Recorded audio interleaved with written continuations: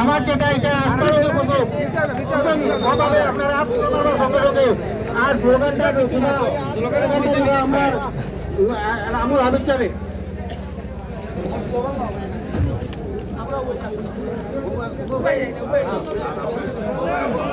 উপায় গেলে ভালো হইব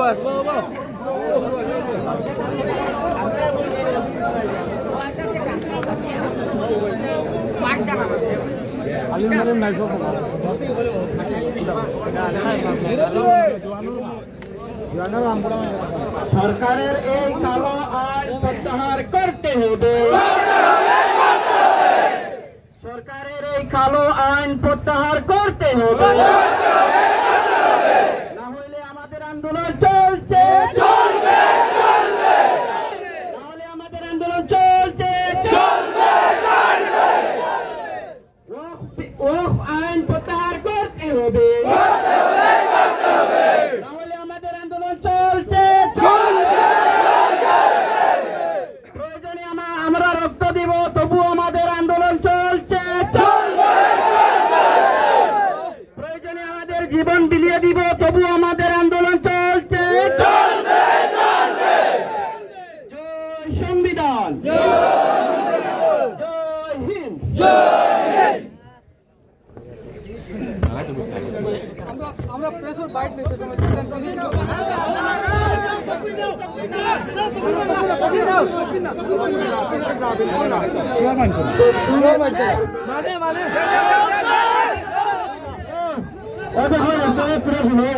বারবার মুসলিম কাউন্সিল ধর্মীয় কোন স্লোগান হচ্ছে না সব শরিক আন্দোলনে আপনারা ভুল বুঝবা না দয়া করে আপনারা ভুল বুঝবা না আন্দোলনটা মুসলমানের নয় এই আন্দোলনটা মুসলমানের আন্দোলন না এই আন্দোলনটা সংবিধানের আন্দোলন কনস্টিটিউশনের আন্দোলন যার কারণে মুসলমানের স্লোগান হবে না আপনারা অনুরোধ কর পার্সোনাল লবর থেকে অনুরোধ করা হয়েছে আপনারা ইউটিউবে ভিডিও দেখবা যার কারণে আপনারা দুধ পাইবা না আপনারা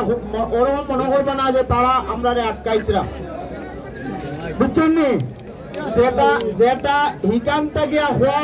ওটা ওখানেও করা লাগে ও ও ও ও অনুরোধটা আপনারা কাছে রইল আমরা প্রেসার কভারেজ করতে সময় আপনারা না পরে আপনারা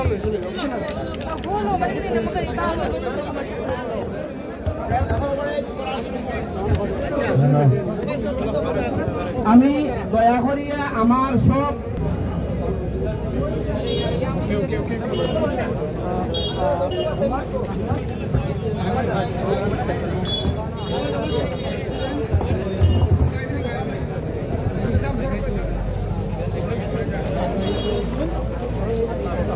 আসসালামু আলাইকুম আজকে আমরা চার সংগঠনের ডাকে আপনারা সাড়া দিয়ে অনেক কষ্ট করে আপনার দূর দূরান্ত থেকে আজকে সবাই আপনারা উপস্থিত হয়েছেন এই জন্য আমাদের এই চার সংগঠনের পক্ষ থেকে আপনারা অসংখ্য ধন্যবাদ জানাই এবং এই আন্দোলনটা আজকে শুরু এখানে শেষ নাই যতদিন পর্যন্ত এই কালো আইন বাতিল হয় না আমরা গুরুতর আন্দোলন করে যাবো এর থেকে আন্দোলন হতে পারে